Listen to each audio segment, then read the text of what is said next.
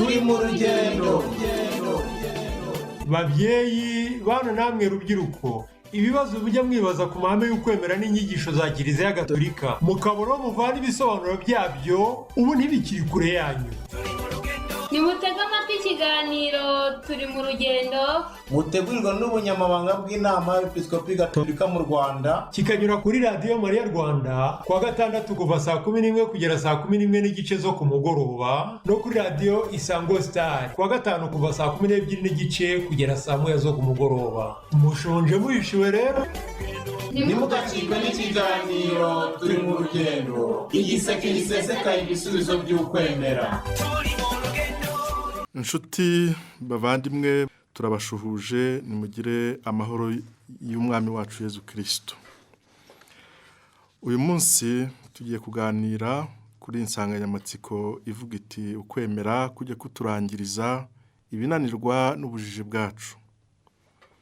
Ukwemera kujya kuturangiriza ibinanirwa n'ubujiji bwacu. Turatangira twibaza tutese ukwemera ni iki? Nk'uko umuhanga mu bya Kiliziya Mutagatifu Tomasi wa Kwini abivuga, ukwemera ni umusogongero w'ubumenyi bw'ibyiza bihoraho n'ihirwe ry'ijuru. Ni nko gusogongera, ni nko gusa n'urebera kure ariko urebesheje ubwo bwenge.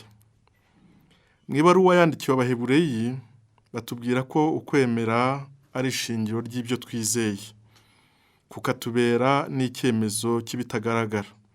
Ibaruwa yandikiwe Abahebureyi umutwe wa 11 guhera ku murongo wa mbere.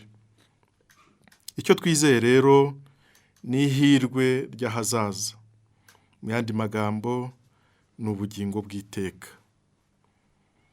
Twaratangiye twebwe nk'abantu, ariko kumenya Imana biduha kutazigera turangira.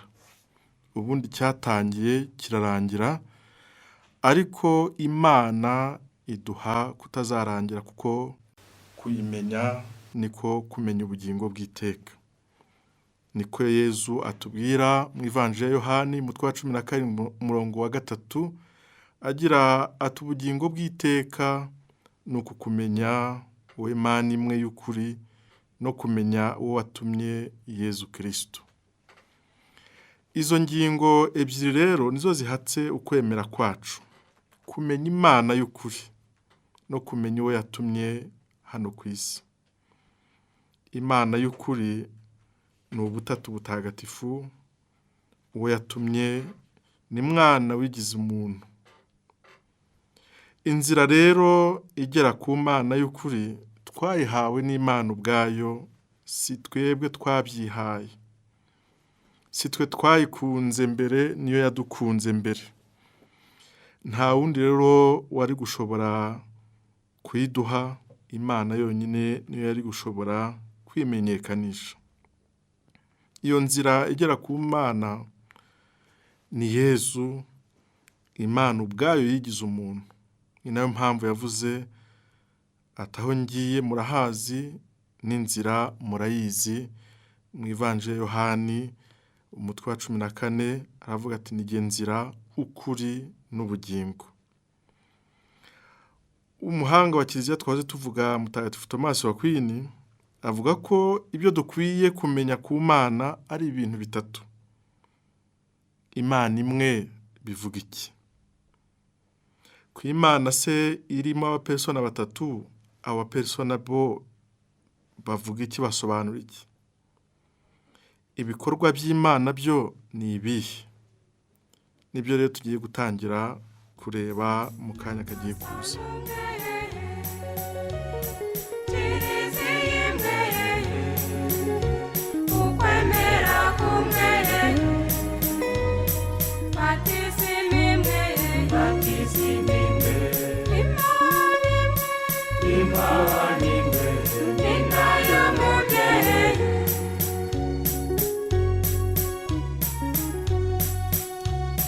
Nyagasani Yesu,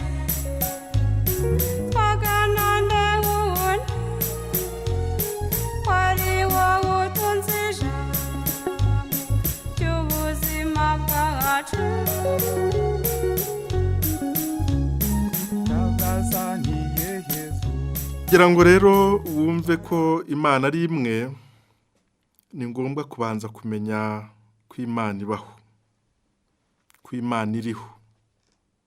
Tugiye kubanza kureba nyine Imana imwe bivuga iki. Mbere na mbere turabanza duhamye ko Imana iriho kandi ko ari uhoraho, nk'uko yo ubwayo yabibwiye Musa igihe yari abajije ati se nibambaza uwo muntu untumye, nibambaza untumye nzavuga ko izina rye ari irihe. N'uhoraho rero, Imana n'uhoraho kuko idatangira kandi ntishobora kurangira. Ukoresheje ubwenge bw'abantu washobora kubyumva mu buryo buciriritse, ariko Imana yaduhaye ubwo bwenge bwo kugira aho duhera, kugira ngo nayo ubwayo izaze yuzuze aho dushobora kugeza. Umuntu akaba yavuga ati kiriho cyose gifite ikikibeshejeho. Ibyo ni ubwenge bwa muntu bubitekereza. Iyo tubonye ko hariho ikiriho, tumenya yuko hariho ikikibeshejeho. Nta kibaho kibeshejeho ubwacyo mu byo tureba. Iyo tukibonye tubona ko hari ikigiha kubaho, noneho muri urwo ruhererekane rw'ibiriho byose hari ikiri hejuru ya byose, kibiha kubaho byose uko byakabaye, ariko cyo ntikigire ikikiba hejuru kigiha kubaho, ahubwo kigaha byose kubaho. Ngicyo icyo ubwenge bwa muntu bwakwita Imana. Imana imwe, kuko igiha byose kubaho ni kimwe kiri hejuru ya byose, ntabwo ari byinshi, kuko hejuru ya byose ntabwo habayo imana nyinshi, hari Imana imwe. Ibyo rero ubwenge bwa muntu bushobora kubishyikira, ariko ku buryo bucagase, ku buryo buba bukeneye nyine Imana ubwayo kugira ngo ibyuzuze. Iyo rero Mana iri hejuru ya byose, ni nayo Mana yihishuriye abantu muri Yezu Kristo wigize umuntu. Iyo Mana iba hose kandi igahoraho iteka ryose nk'uko twabibonye. Ntitangira, ntabwo kandi itangizwa n'ikindi kintu, kuko iramutse itangijwe n'ikindi kintu, icyo kintu cyaba kiyiruta. Yo rero ni nyamutagira ikiyisumba. Ntigira ikiyisumba, ntihinduka ngo ibe ukundi. Ihoraho, ihora ari imwe, kuko igihinduka kiba gihinduwe n'ikindi, kandi yo nta kindi kiyifiteho ububasha. Iri hejuru ya byose rero, isumba byose, igenga byose. Imana ntishobora kutabaho ngo ibe yari iriho uyu munsi ejo ireke kubaho, kuko iramutse itabayeho nta kindi cyabaho, n'igihe yaba iretse kubaho n'ibindi byose byareka kubaho. Ubwo hari ibiriho rero, ni ngombwa ko habaho iteka icyabibeshejeho, ari cyo nkomoko ya byose. Niyo Mana rero, niyo ubwenge bwacu bugenda bukabona kwibaho, ariko ntibuyimenye uko yakabaye, kuko ubwenge bwacu buciriritse. Inkomoko y'Imana ni Imana ubwayo, kuko ari intangiriro y'icyitwa intangiriro cyose, ikaba inkomoko y'icyitwa inkomoko cyose. Imana ireba byose icyarimwe, iri hejuru y'ibihe. Ntabwo igira ejo hashize, cyangwa ngo igire ejo hazaza, cyangwa ngo igire uyu munsi. Ku Mana byose ibibona ubu ngubu kandi nonaha. Ni ukuvuga yuko Imana ibaho muri ubu ngubu buhoraho iteka. Nibyo twita iteka ryose riri hejuru y'igihe. Imana rero nta kibuze, Imana ni ubwiza busendereye, Imana imenya byose kandi ikabigenga. Ese Imana hari icyo wayigereranya nacyo? Mu byo tubona, mu byo twumva, Imana iri hejuru yabyo byose, ntacyo wayigereranya nacyo neza neza, irihariye. Burya umuntu ashobora kuba mugufi, akaba muremure, akaba mutoya, akaba mukuru, akirabura, akaba inzobe, ariko ibyo ntiwabivuga ku Mana ngo uvuge ngo uriya muntu ni inzobe nk'Imana cyangwa ni muremure nk'Imana. Byaba ari bito cyane ku Mana, ntaho bihuriye. Imana ntigira ibice biyigize ngo uvuge ngo uriya ni umutwe w'Imana, biriya ni ibirenge by'Imana. Oya, Imana iruzuye, muri yo byose birasendereye, nta bice igira. Ubumenyi bwayo buruzuye, ubushake bwayo buruzuye, ukubaho kwayo kuruzuye, ubushobozi bwayo buruzuye, ubutungane bwayo buruzuye, ubwiza buruzuye. Niyo mpamvu tuyiririmba tugira tuti ni nyir'ubutagatifu. Imana rero niyo herezo rya byose. Hanze yayo nta gisobanuro washobora guha ibiriho, kuko ikiriho gikura igisobanuro mu cyatumye icyo kintu kibaho nyine. Ni Imana kandi nta yindi Mana ibaho mu ijuru no munsi. Imana ntifite umubiri nk'uyu w'abantu, kuko umubiri ufite ibice biwugize. Mu Mana nta mibare ishoboka ngo ube wayipima, uyihe ibipimo, uvuge ko ifite izi metero, ifite uburebure. Imana ntigira umubyimba, ibyo bita mu gifaransa volume. Imana ntigira ubuso, surface. Ntigira uburebure n'ubugari, ntigira ubutumburuke. Imana ntirebwa n'ijisho cyangwa ngo yumvwe n'ugutwi. Mbese ni roho yonyine, ni roho mutagatifu. Ni nziza, iratunganye rwose, iraboneye, niho ibitunganye, ibyiza n'ibiboneye byose bivoma. Imana yitwa amazina menshi, ariko Imana ni imwe.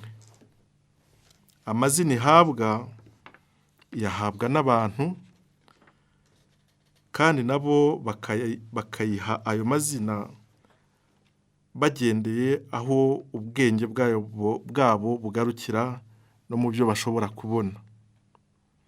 Ayo mazina rero ihabwa n'abantu ntavuga kimwe, ariko avuga Imana imwe. Ayo mazina avuga kamere n'ububasha byayo. Ese Imana iratekereza nk'uko abantu dutekereza? Yego rwose Imana iratekereza, ariko si nk'uko abantu batekereza.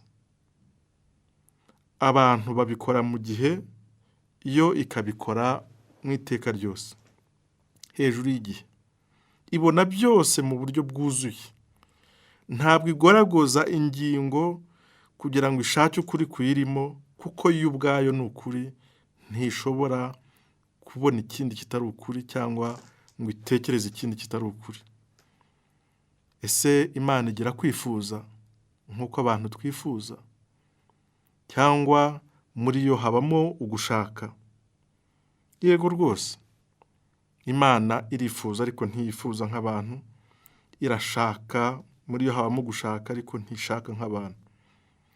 Ugushaka kwayo no gutekereza kwayo ntibitandukanye nayo ubwayo. Igitekerezo cy'Imana ni Imana ubwayo, ugushaka kw'Imana ni Imana ubwayo. Iby'Imana ikora ntibitandukanye nayo ubwayo.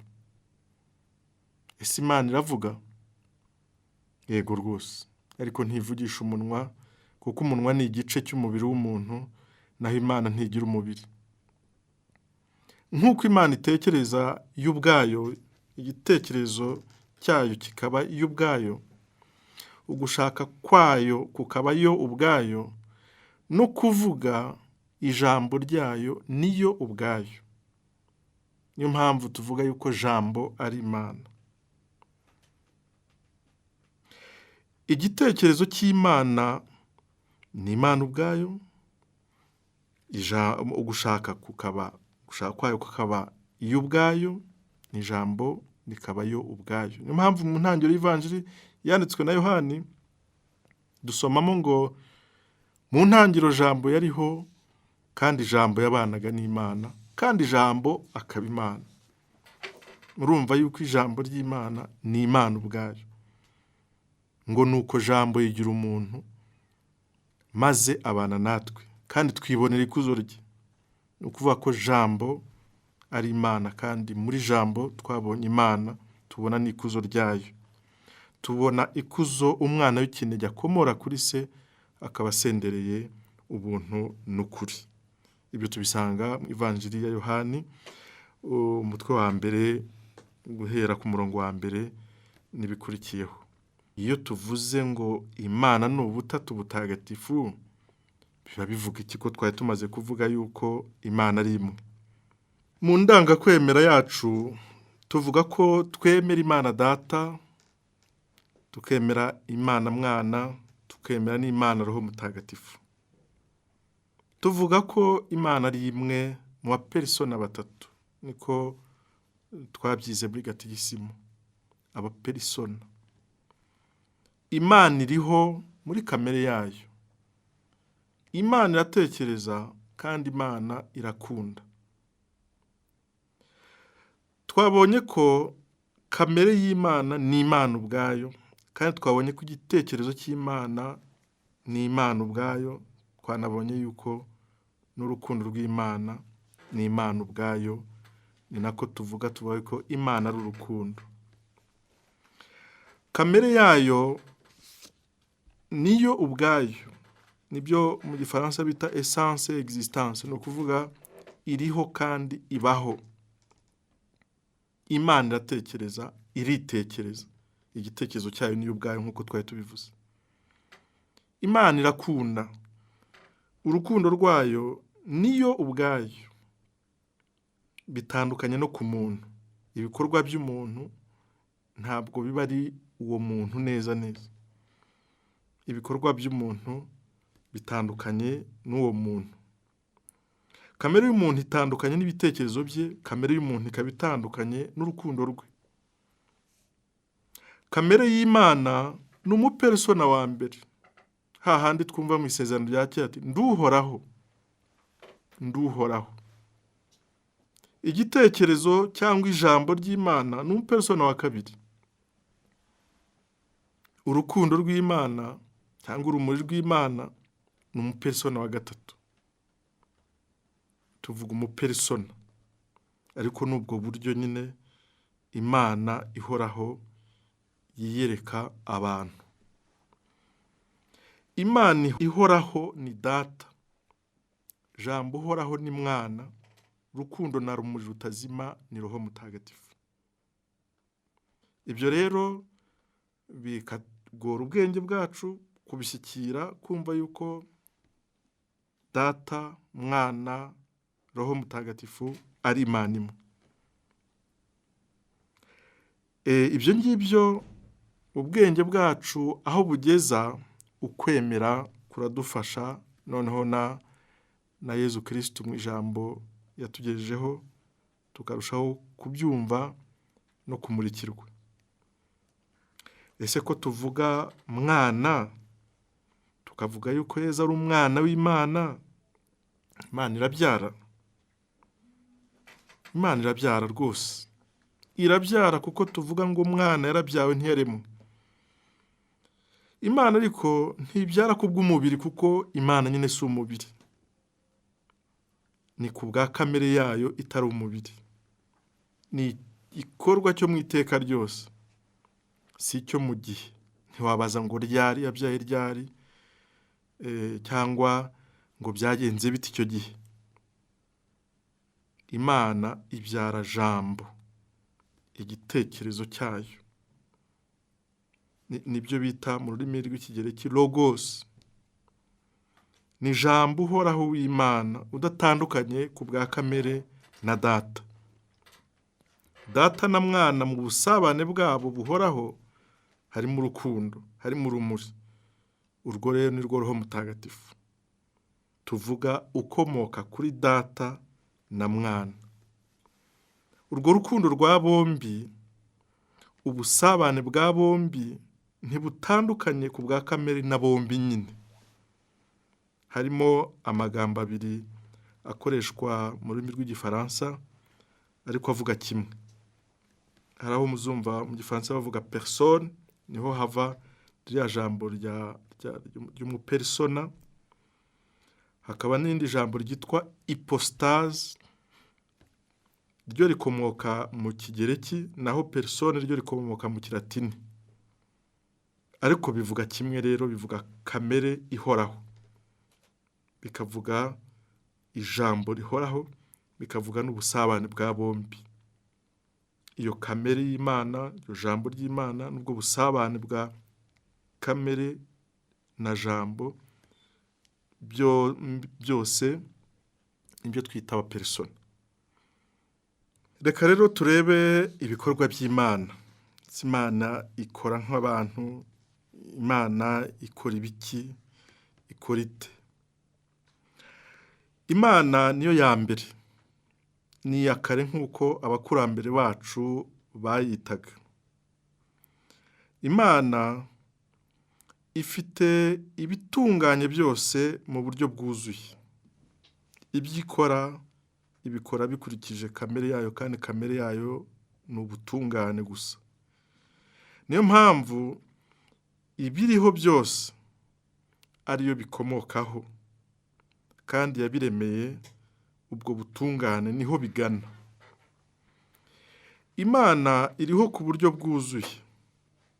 Ubwo ni ukuvuga ko ikiriho cyose niho gikomoka.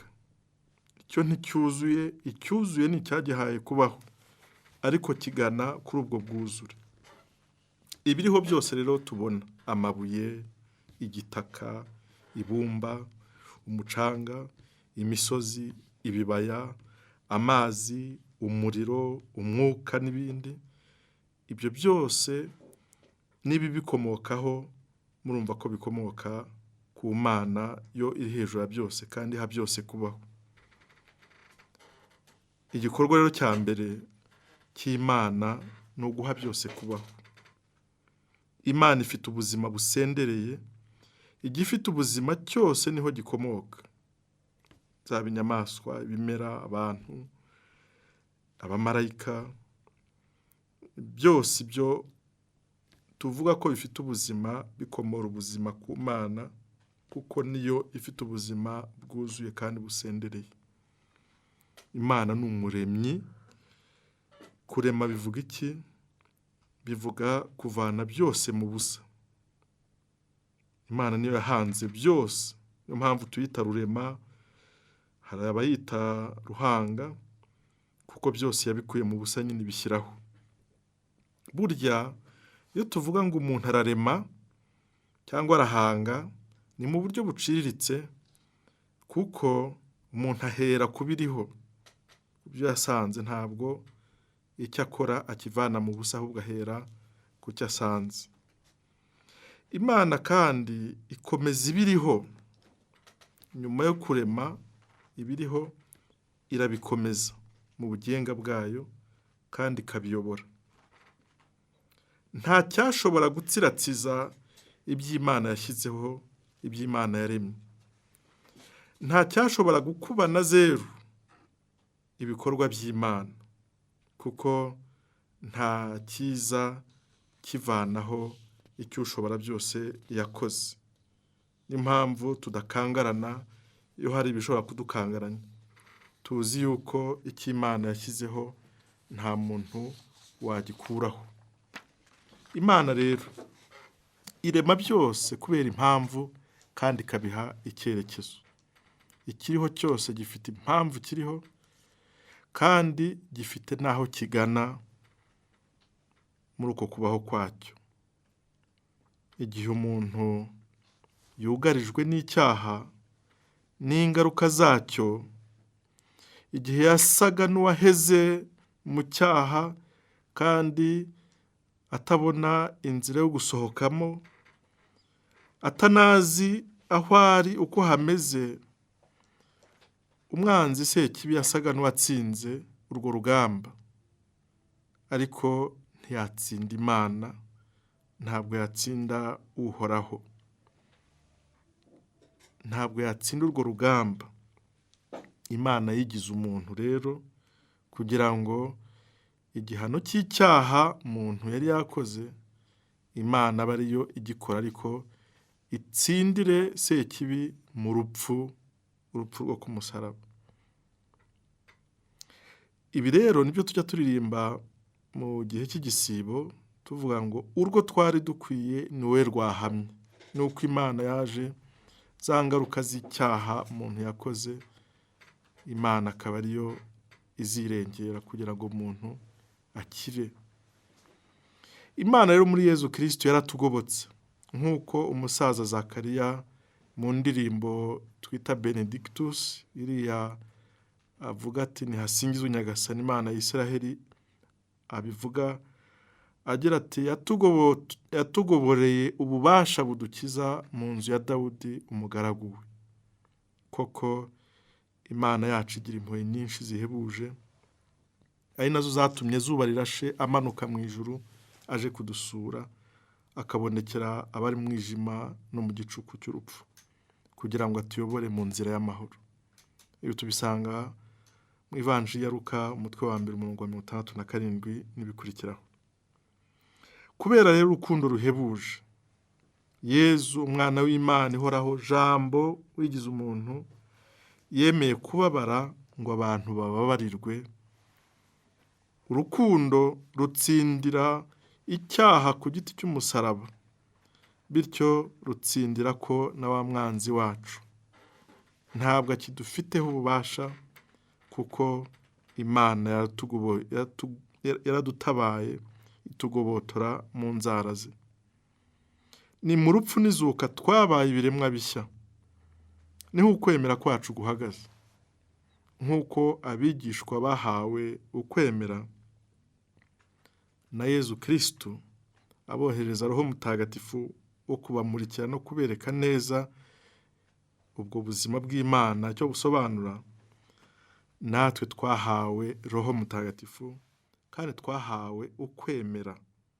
Twahawe ingabire y'ukwemera muri batisimo, duhabwa Roho Mutagatifu muri batisimo, duhabwa ukwemera mu gukomezwa, duhabwa na Roho Mutagatifu muri uko gukomezwa nyine, ndetse no mu yandi masakaramentu tugenda duhabwa ingabire zidufasha gutsinda ikibi no kugana aho Imana yifuza ko tugana.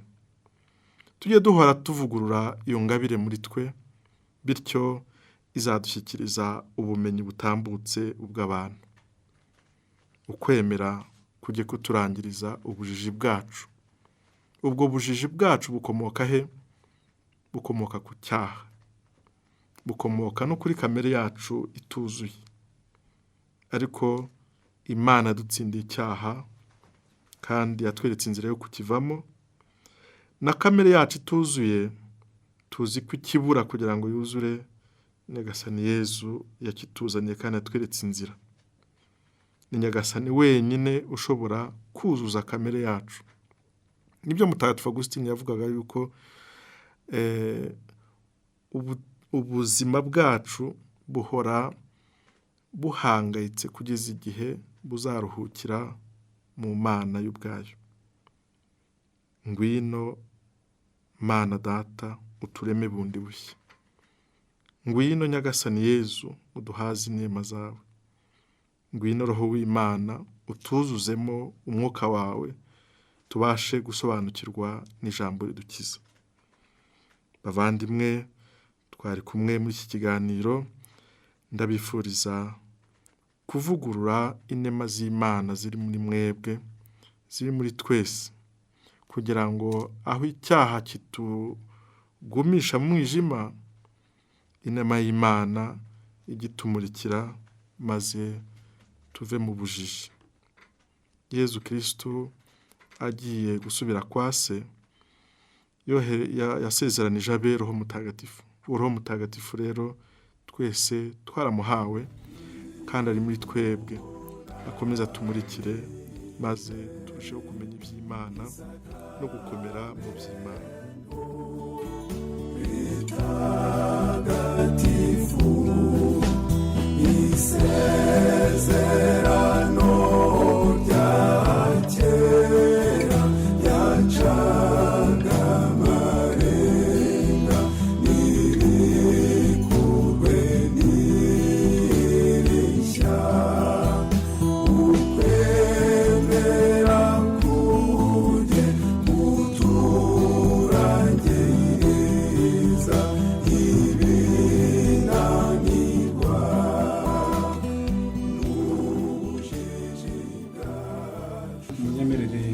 dushimire Padri Vedaste Kayisabe umuyobozi wa seminari nkuru ya Kabgayi umaze kutugezaho inyigisho nziza aho agira ati ukwemera kujye kuturangiriza ibinanirwa n'ubujiji bwacu. Ngewe nitwa Telesfor Kaberuka mwakunze kunyumva mu kiganiro turi mu rugendo akaba ari ikiganiro cy'ubunyamabanga bukuru bw'inama y'Episkopi Gatolika mu Rwanda. Akaba ari ikiganiro mu by'ukuri cyagiyeho kigamije gufasha abakristo Gatolika ndetse n'abatari bo gusobanukirwa n'ukwemera Gatolika cyane cyane ko ariko twibanzeho. Mwagere munyumva kenshi mu biganiro twagiye dutegura hirya no hino, ariko noneho ubu ndi muri studio nkaba nababwira kandi ko ndi umukozi w'inama y'Episkopi Gatolika mu Rwanda mu bunyamabanga bukuru bwayo mu biro bishinzwe guhindura inyandiko mu zindi ndimi. Nkaba rero ntari njyenyine hano muri studio, ndi kumwe na mugenzi wanjye dusanzwe dukorana witwa Uwitonze Jean Marie, nawe mwakunze kumva muri iki kiganiro turi mu rugendo. Mu rwego rw'iki kiganiro turi mu rugendo nibwo n'umundi Padri Kayisabe Vedaste mwaramwumvise mu kiganiro ikoranabuhanga n'ukwemera. Tukaba rero n'ubundi twongeye kwifuza kubana nawe.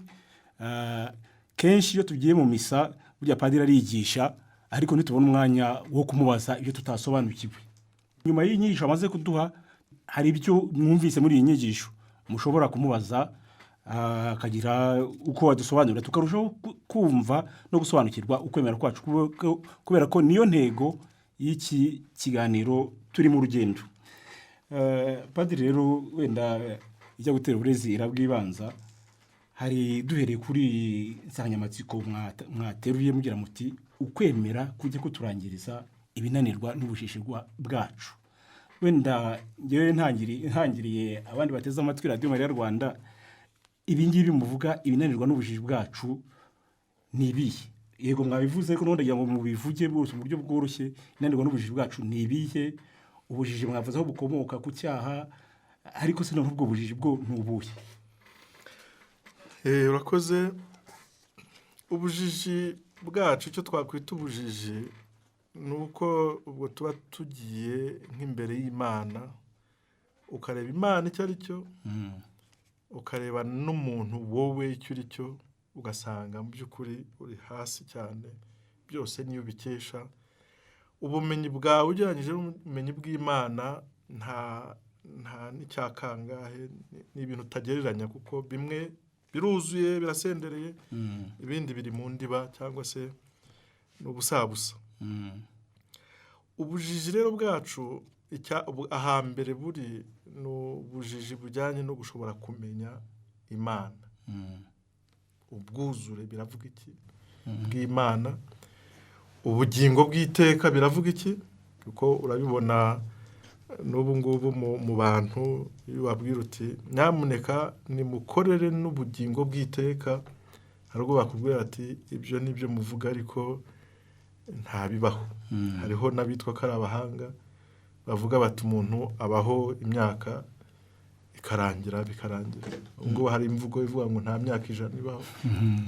Bisa naho ari ukuvuga yuko niba imyaka 100 idahari, ubugingo bw'iteka bwo ntawakwirwa butekereza muri iyo myumvire y'abantu b'iki gihe. Uvuga yuko ntacyo yizeye, arakora ibyo abonye, ibindi basi bizacaho biciye. Ariko ubwo buriya mu mvugo imeze gutyo haba harimo icyo umuntu yakwita ko ari nk'ubujiji, kuko ntidukwiye gukorera gusa iby'imyaka y'ahangaha, dukwiye no gukorera n'ubundi bugingo bw'iteka. Nashaka kuvuga rero yuko turi n'injiji muri ubwo buryo bwo kumenya yuko ubundi bugingo bw'iteka bubaho, kandi ko ubu buzima turimo bw'umubiri bwa hano ku isi ni imbanzirizamushinga y'ubuzima bwuzuye tuzahabwa n'uburyo uru rugendo twarugenze. Ikiganiro cyacu cyitwa turi mu rugendo. Koko turi mu rugendo, ariko biba bibabaje nyine iyo tutazi aho tujya, ubwo ntituba tuzi n'aho tuva. Ibinanirwa rero n'ubujiji bwacu ni uko kumenya Imana by'ukuri no kumenya ikiduha ubwo bugingo bw'iteka. Ibi twavuze mbese Imana, ibikorwa by'Imana n'ikimana duteganyirije. Ni nacyo cyatumye Yezu Kristo aza akitwa zuba rirashe, nuko yasaga n'uje kumurikira abantu bari mu mwijima bibwira yuko ibintu bimeze neza kandi ibintu bitameze neza. Ni uwo mwijima rero wo kuyoberwa Imana no kuyoberwa amaherezo yacu. Aho nibwo bujiji mwavugaga. Nibwo bujiji rwose. Ariko se n'ubundi byari byose mujya gutegura iyi nsanganyamatsiko hari cyari kiri bari ku mutima. Menya ngo ukwemera kujya kuturangiriza ibinanirwa n'ubujiji bwacu. Mwashaka kutuganisha hehe? Urumva nayo magambo akomoka mu ndirimbo tujya turirimba yo gushengerera. Tuvuga tuti ukwemera kujye kuturangiriza ibinanirwa n'ubujiji bwacu. Ni ukuvuga iyo dushengerera nk'Ukaristiya ntagatifu uri imbere icyo gisa n'umugati, kugira ngo uzave ku mugati ujye kuri Yezu, uvuge uti uyu ni Yezu Kristo. Ibyo ngibyo ni ubwenge uhabwa n'Imana. Ku bantu rero hari ubwo babona ibirimo bikorwa ntacyo bisobanuye. Hariho abantu benshi bakubwira bati akantu k'umugati. Hariho n'abajya bajya mu nama bakavuga bati abakirisitu bagenda bagakikiza akantu k'umugati. Ubu ni ubwenge bukeya n'ubujiji bwacu, kuko Imana yagize umuntu irangije yigira n'ikiribwa. Ariko ibyo ntiwabyumva utamurikiwe na Roho w'Imana ngo ubone neza yuko Imana yaciye bugufi cyane yigira umuntu, noneho yigira n'ikiribwa cyacu twebwe, kugira ngo ubugingo bwacu hano ku isi butungwe nawe, bityo tuzabone kwinjira no mu bugingo bw'ijuru. Ntegura rero hano ukwemera kujya kuturangiriza ibinanirwa n'ubujiji bwacu. Ni byinshi mu by'Imana tuyoberwa ndetse tugashaka kuba ibisobanuro by'abantu, kuko turi abantu rimwe na rimwe twiyemera ukumva nta cyakunanira, ariko iruhande rw'Imana nta ibyo tutazi ni byinshi cyane, ndetse ibyo twifuza kumenya ni byinshi cyane. Abateye intambwe ikomeye nibo bagiye baduha bimwe mu byo nagiye mbabwira, nka Mutagatifu Tomasi wakwina babwiraga, nka Mutagatifu Agusitini n'abandi batagatifu batandukanye bagendaga bavuga icyo bavuga ku Mana, ukumva baratambutse, kumva n'ubwenge koko. Ubwenge rero budabasha kugera ku Mana ngo bwumve ko Imana hejuru ya byose, isumba byose, byose ariyo bikomokaho. Aho ngaho iyo tutahagera bari ubujiji nyine bwacu. Ibyo binanirwa ni uko kumenya Imana, ni uko kumenya n'uburyo iri mu buzima bwacu bwa buri munsi, mu masakaramentu, nk'isakaramento y'Ukaristiya no mu yandi masakaramentu. Nagira ngo rero hari abakunzi bateze amatwi Radio Mariya Rwanda muri iki kiganiro bari bamenyeye ngo inyigisho za Kiliziya ko bihita birangira, ariko none tugira ngo uyu munsi abafite ibyo bashaka gusobanukirwa muri inyigisho Padri Kayisabe Vedaste amaze kuduha, umwanya twawubaha mu kanya nyuma ya Katolika. Nitubona mire isakramento ritagatifu.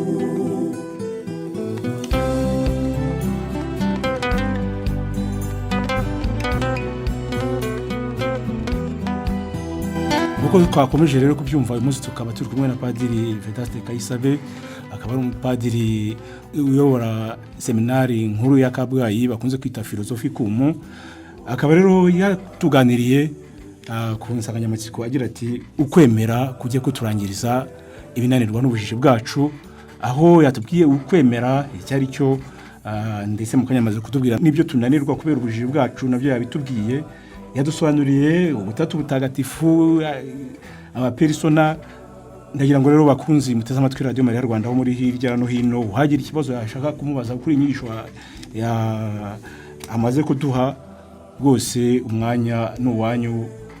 Umurongo wa telefone musanzwe muzi wo dutegereje na Padiri ko hari ibyo mutasobanukiwe kugira ngo mumubaze. Halo. Yesu akuzwe. iteka ryose muvandimwe.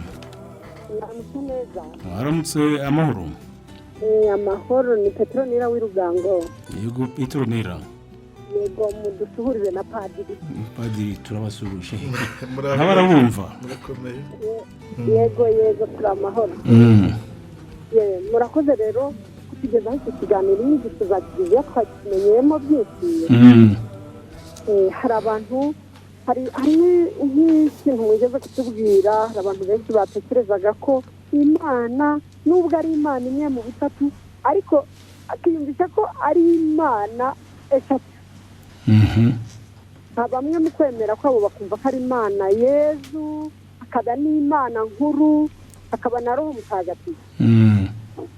Ariko kuri kiriya gisobanuro yatanze urugero rwiza cyane bwumvisha ko hari Imana umutware w'urugo, ikaba na ya Mana ari dogiteri, ikaba na ya Mana mu birori. Byumvikanisha ko ari umuntu umwe ukora bya bintu by'inshingano eshatu. Ku bw'ibyo rero rwose hari abantu benshi yenda mu kwemera kwacu twabifataga nk'uburyo bitari bwo, ariko Padiri rwose arakoze cyane kuba atanze igisobanuro cyumvikanisha ko ari imwe gusa ariko ifite inshingano zerekeranye n'ubutatu butagatifu. Nyine yatanzeho urugero kuriya k'ubuganga n'ubutware no mu birori. Yego rwose turamushimiye cyane, arakoze. Petro rero wowe nta kibazo wamubaza ku nyigisho yaduhaye? Yanyuzwe. Nanyuzwe rwose, nta kibazo numva. Gusa icyo nafasheho cyane ni icyo ngicyo, kuko hari abantu benshi twajyaga tujya nk'impaka cyane cyane abo mu yandi madini bati muvuga ko habaho ngo Imana ubutatu butagatifu, ese ko tuzi ko Yezu ahari, akaba ngo no iri n'umwana w'Imana, ngo ubwo ngo urumva atari benshi. Ngo ubwo ni benshi, ngo tuvuga twe ngo n'umwuka wera ariyo Roho Mutagatifu ngo mwe muvuga, none tuvuga ngo murumva atari benshi, ngo uretse ko buzuzanya. Nkababwira nti ni Imana imwe mu butatu, ngo yanga ubutatu ntitubwumva. Ariko rwose arakoze, kandi nzi neza ko hari abantu bo mu yandi madini bumva Radio Mariya, nkeka ko icyo kintu bacyumvise, nanjye bimpaye imbaraga zo kuzajya noneho ndi impaka nabo mbumvisha nk'uko Padiri atwumvishije buriya buryo. Ariko ubundi Petro n'ubundi ntimukajye impaka, mujye mugaragaza ko musobanukiwe no kwemera kwanyu, ibyo birahagije, impaka si ngombwa. Yego. Urakoze guhamagara. Yego murakoze namwe kudusobanurira. Musi mwiza. Ngo twese. Hello? Radio Rwanda lo. Maravuga na Pascaline tuyizere muri paruwasi nyina w'Imana. Yego Pascaline. Mwakoze neza ku kiganiro mwaduhaye. Nizeye ko twese cyadufashije. Kubatekerezaga bitandukanye, nizeye ko bagiye kujya batekereza neza ko byose ari bimwe. Iyi nta gitandukanye n'ikindi kirimo. Urakoze Pascaline, niba nta kindi usobanuza. Radio Rwanda lo. Yego. Padri. Mwaramutse neza. Yego ni Claudine, ndi mushyikiro muri paruwasi ya Kabgayi. Uraho neza Claudine? Uraho cyane. Yego. Ubundi kuba wadusobanuriye ndumva hafi ya twese twanyuzwe, nta kibazo kindi twakubaza. Urakoze. Yakoze cyane rwose, wadusobanuriye twanyuzwe. Murakoze cyane, mwakoze kandi gukurikira Radio Mariya Rwanda. Yego ko wajya udakurikira Radio Mariya urumva wakurikira ibindi bintu. Yari ikosa, wakoze cyane. Mwakoze rero. Murakoze guhamagara. Hello? Hello. Iteka ryose muvandimwe. Abavugana na Isayine muri Diyoseze ya Kigali. Tubashimiye ku kiganiro cyiza mutugejejeho. Bitumye dusobanukirwa n'ibyo twarega tujya impaka n'abandi bagenzi bacu tudahujwe idini. Rwose tubonye ko twitwara mu bibazo bajya batubaza. Murakoze. Urakoze cyane nawe Isayi guhamagara kuri Radio Rwanda. Hello? Mwaramutse. Mwaramutse neza. tukamushima Imana Savera. Savera. Ndi muri paruwasi ya Kibanza. Ariko ngo nkaba ndi muri paruwasi ya Ruhengeri. Tuba twashimye ibiganiro byiza muba mwatugejeje. Biratwubaka. Yego namwe mukomeze mugire amahoro y'Imana.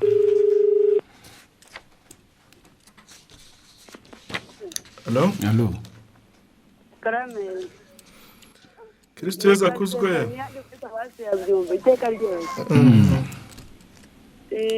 Akantu musobanuye karanshimishije. Nakahe? Hariya kuri kiriya gitero, kuri iriya jambo ryo muri kiriya gitero cy'indirimbo yo gushengerera. Abantu benshi bajyaga baririmba ngo ukwemera kugiye kuturangirira ibinaniza. Noneho muravuze ngo ibinanirwa nk'uko nanjye nabiririmbaga. Numvaga hari igihe nageraga nkumva ari ibyo bivuga nabi. Oya nibyo ni ibinanirwa. Murakoze cyane. Murakoze gukurikira namwe. Yego. Mbere yuko dusoza Padri Kayisabe nk'uko mwatuganiriye ku kwemera, enda nk'akabazo gato k'amatsiko muri iki gihe isi ya none yagenda ihinduka umunsi ku munsi, ikoranabuhanga, ubumenyi. Ese musanga ubumenyi cyane cyane bugezweho muri iki gihe butabangamiye ukwemera?